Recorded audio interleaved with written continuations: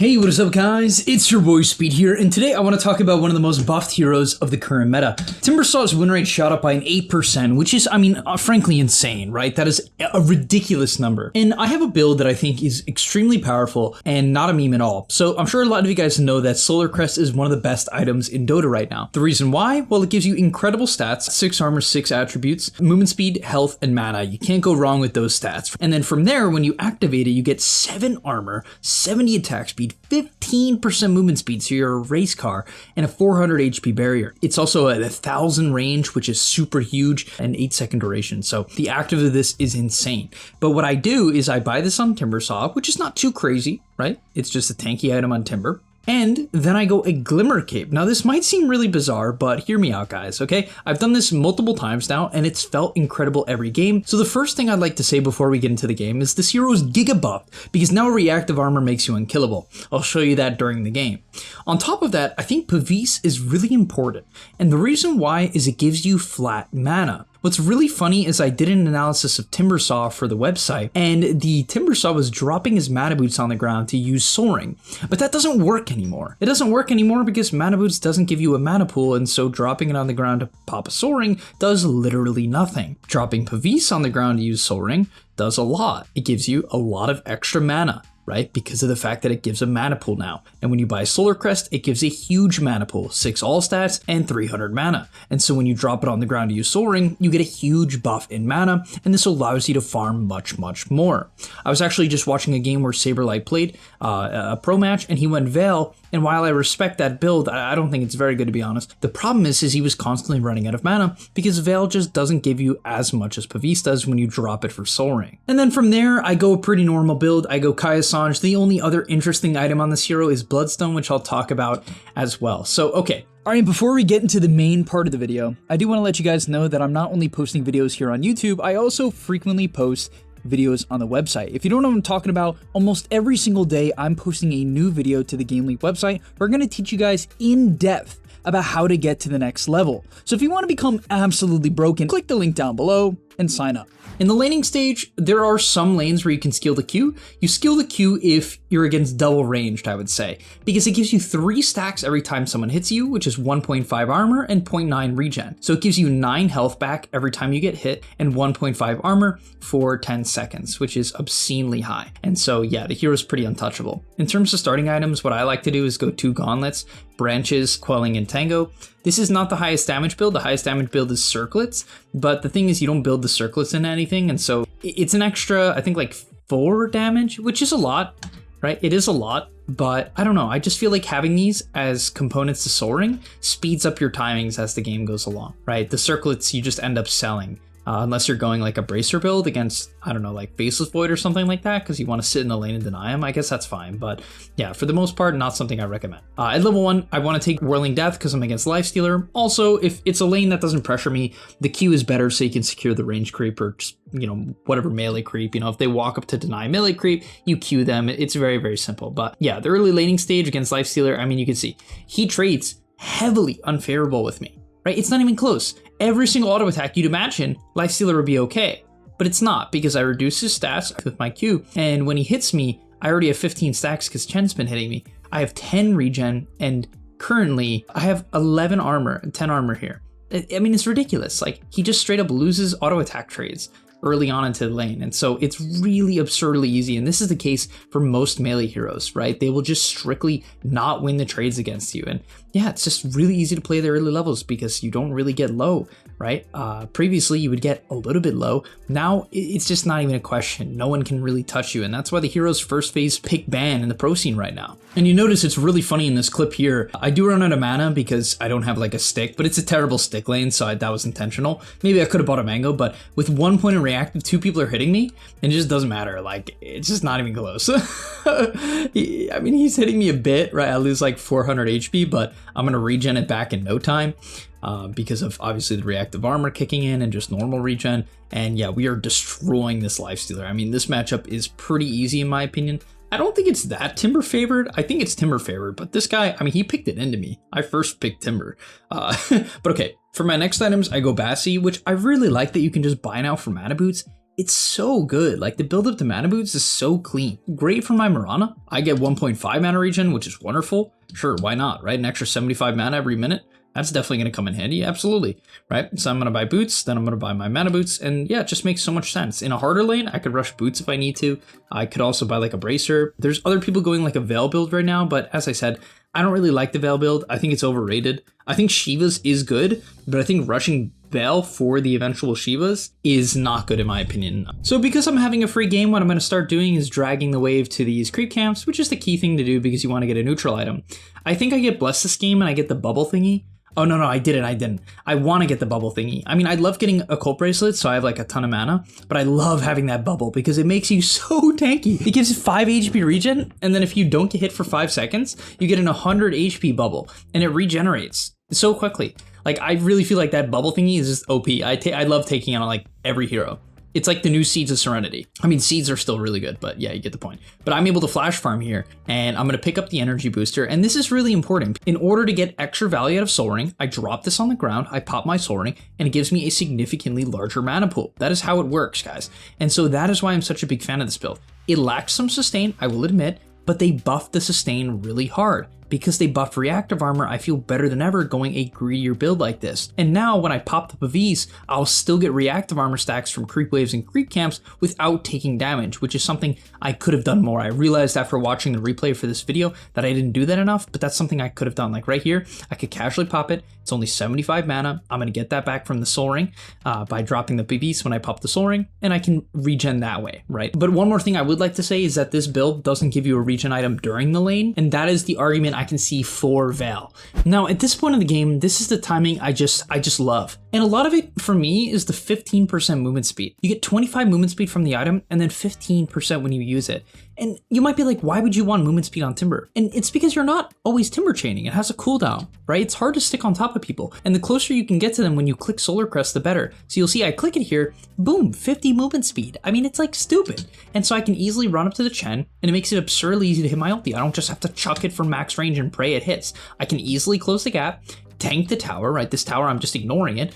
And yeah, I don't get low at all. Usually Timber at this point of the game has like a Kaya. You make a play like this and you get extremely low. Immediately I'd be missing a ton of health. I wouldn't have that high of an HP pool because I'd have a Kaya, and making plays like this would be very, very inconsistent. But I immediately get another Solar Crest, and now I've tanked the tower for 800 health. Like, it's ridiculous. This item just lets you walk up to tier 1s and eat it, right? It also lets me build up max reactive stacks because I can afford to tank creep waves and towers, and that's another thing it does. So it enables one of your spells as well. You can see there's so much synergy between this hero and the item. Movement speed, farming reactive stacks, the mana pool that it gives now, and you'll notice that throughout this game, every time I want to pop my Soul Ring, hopefully I'll do it in a second here, every time I want to pop my Soul Ring, I should drop the Solar Crest on the ground. There you go, boom, I do it, drop the Solar Crest on the ground, and that will give me more mana to cast my spells. Now, you might be wondering why Glimmer Cape. At this point of the game, I want to be a battler, right? I want to get in there. I'm so strong. Like, this item is insane. I'm extremely tanky. They buffed the strength and they buffed the base strength. And essentially, I'm unkillable because now every 14 seconds, which is super short, I get a 300 magic damage barrier as well as magic resist. And by the way, I don't know if you guys knew this, you get 40 movement speed when you use Glimmer. And so when I pop these items together, I literally zoom. And once again, you might think that's not good on Timber. I assure you it is. It also lets you do cool stuff like this, where this guy doesn't know that I have a Glimmer, obviously, because why would I have a Glimmer? I catch off guard the Lifestealer, so it helps you approach and get off your chain. So I know there's probably a lot of people doubting this build, just assuming I'm memeing, I'm buying like support items, I don't scale or something like that. But you'll see in these upcoming fights how fast I am, how mobile I am, and how hard I am to gank. Also notice my mana pool. Because I have a Cult Bracelet, the mana regen talent, and I'm dropping Solar Crest, I'm not running out of mana. And I'm farming. I just took a triple ancient stack. I took a hard large camp stack. I'm literally farming. I went for a Lifestealer kill and I have plenty of mana. It's definitely something to note as I go in here. And this might have been suspect, but because I popped a Glimmer, it actually dodges Penitence so I don't get hit by Chen Q. I immediately pop 2 barriers and I have effectively 700 bonus health, right? And I would never feel comfortable going back in if I had something like a Kaya. Not a shot, but because of my items, I can kind of go in, take a risk, and in 14 seconds for my Glimmer and 16 for my Solar, I can just get back in there, right? I'm ready to go again, and I think that happens. This fight was a little bit suspect, but there's no way without, like with the standard build, there's no way I'd go in a moment from now. You'll notice, right? Okay, yeah, we're gonna take the fight. I'm Moonlight Shadowed, so I go in, I poke the Abaddon, just trying to get him a little bit low. I think I Glimmer my Tusk here, which honestly I felt a little bit weird about. It almost killed me, but yeah, you could use it like that. We're gonna chain away, we're pop our Solar Crest. After I'm done being slowed by Abaddon, you'll notice pretty high movement speed, 440, 408. Right, when I pop the Glimmer, I'm going to be running at like 450. And so we're able to come across here. And because we're so sustainable, constantly using these barriers, I'm able to go back in, come across with the Q, finish off the Primal Beast. And then immediately my Glimmer's just coming back up. And we can chain out, pop our Glimmer. And it's good at this point of the game, right? People don't have that many sentries. They don't have that much dust. And they definitely don't expect the core to have it. And another nice thing about Glimmer on core is you get to use it because you don't die. Right? A lot of the time supports will get off once, maybe twice, or it'll be hard for them to get to you to use it. But as a core, like a Timber, you can just use it over and over and over again. And now once I have Kaya, I have infinite mana, right? So now I'll kind of fix my mana problems, but I didn't even have mana problems. That's why I just love this build up. Yeah, like even here, it's really funny. They go on me and I don't know, I guess they thought they could kill me. I don't know what they're thinking because like this item build makes you invincible. I didn't even get my Glimmer off. Oh no, I did get my Glimmer off. So I got my Glimmer off. That just blocks the majority of Pulverize. I think I pop my Solar eventually, but I'm just completely fine and I'm ready to go back in. And once the Glimmer's up, another 300 health. And now at this point of the game, I know I'm absurdly tanky and nothing can really touch me. But like you'll notice, I mean, I just don't take damage. It's just so comical. I mean, I go in here, I'm gonna throw my Chakram, kind of going on the Chen, poking him. And this seems like an overextension because my team can't connect. And for most heroes, it would be. But I just kind of know that I just don't think they can kill me, right? So they kind of go on me here, but I can bait this guy in. I get solared by my Tusk, so I blocked a bunch. My Tusk blocks a bunch. I had Glimmer coming up in a second, so I was totally fine here. He ends up snowballing me, but I had Glimmer. I had a Solar Crest. My Reactive was starting to build up. I have 40 armor. Like, not a shot I was dying there. Like, there's not a singular shot I was going to die. But I can go back in, right? Just immediately I go back in, and things look a little bit weird, but I pop another Solar. So this guy's hitting me for 0, funny enough. We come through with a Q here on the Primal, getting him low. Obviously, I'm going to throw my ulti in a moment from now. I think I looked for the Pugna. Kind of messed up there. That was pretty bad execution. Even the ulti placement wasn't the best. But once again, Solar Crest back up. Lifestealer continues to do 0 damage. We finish off the Primal Beast. Eventually, I think we catch a Chen here. And the fight was good. And yeah, we're just half health. We're chilling, half health, 8 solars. Literally used the Solar Crest 3 times, I think, in that fight. And finally, to kind of top off the build, I mean, one thing I tried this game, which felt kind of cool, is I took the 6 max stacks and 1 hero attack reactive armor stacks. That means every time they hit you, you get a bonus stack, and you get 6 extra, which is, I don't know, it feels good. I feel like it definitely makes sense, because I definitely felt that against like Penitence, like this Abaddon hitting me a billion times with his attack speed buff. This guy is an attack speed hero. This guy's an attack speed hero. I felt that this game I would get the stacks. I think if I'm against like a burst physical, I would not prioritize it. I'd probably take the other talent, but I think this game, it just kind of made sense. Like I felt I would be invincible with going this route.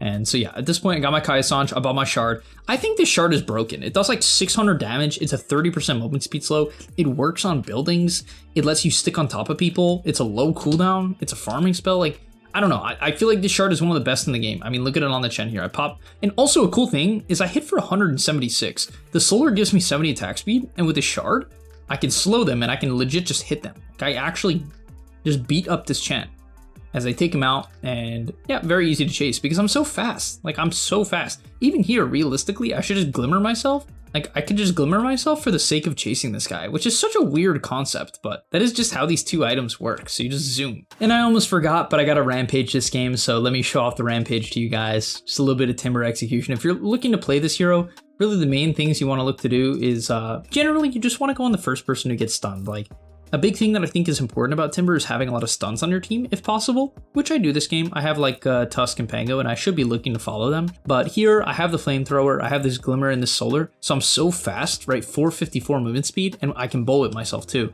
that I can actually kind of close the gap quickly and use the shard to stick on top of this Pugna. So that is kind of an option with this build, right? So we're going to try to take out the Pugna. We kill off here, and he buys back. We take a fight, I pop my Solar and my Glimmer on the Pango, which honestly you should try to use it on yourself for the most part, just so you can really go in, but it's okay to switch it up. We kill off the Lifestealer. Going on to the Pugna here, I knew the Rolling Thunder would come through, so I could let him continue to drain me, it wouldn't matter. As we finish off the Pugna, pop our Solar Crest again. Any difficulty with this build is being very consistent with all the active items. Like, I'm popping my Wand, my Glimmer, my Solar constantly during the fights. It's a ton of buttons. Like, this hero's a ridiculous amount of buttons. I mean, it's my second most played hero, so I don't have too much of a problem with it, but I can imagine that it could be difficult. And then yeah, finally I finish off with this Bloodstone, which I feel like makes a lot of sense on this hero at this point because I'm super unkillable. I need a little bit of mana. The AoE bonus, I believe, works on Chakram, probably on all 3 of the spells. But even if it doesn't increase the radius, which is like just a cool little bonus to this item now, what it does do is it allows you to clean up your mana pool, and then the spell lifesteal, the 30%, gets amped by the Kaya Sanj. So there's a lot of synergy between those 2 items. Right, they kind of enable each other in a lot of ways. And so yeah, I can just easily fill up my mana pool. I can take the towers. Another cool thing is if you get left alone with the Solar Crest, you can hit towers, right? You do quite a bit of damage, especially with the Flamethrower Solar Crest. You legit can take tier 2s alone and tank it. It's really nice. Like here, you can see I'm pretty happy to tank it. Just pop the Flamethrower, build up some stacks, right? So I'm sitting at like 40 armor here without even full stacks, without even using the Solar Crest initially.